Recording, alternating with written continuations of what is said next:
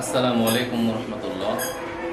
এখন বাংলা রিডিং করবে প্রথম শ্রেণীর ছাত্র মোহাম্মদ কাউসার হোসেন দীপা।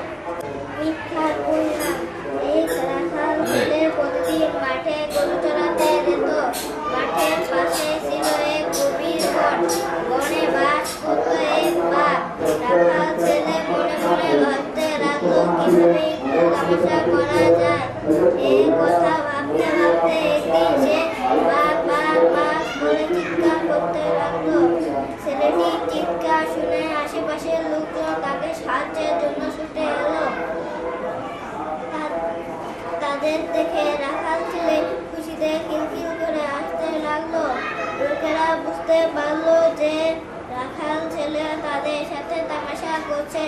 রাখাল ছেলে ভেবে প্রায় তামাশা করতো। এতে গ্রামের লোকজন খুবই বিরক্ত হতো। হঠাৎ একদিন সত্যি সত্যি বাঘ এসে তাকে আক্রমণ করলো। এবারও রাখাল ছেলে বাঘ বাঘ বলে চিৎকার করলো। কিন্তু তামাশা ভেবে সেদিন আর কেউ তাকে সাহায্যের জন্য এলো না। উপদেশ: মিথ্যাবাদীকে কেউ বিশ্বাস করে না।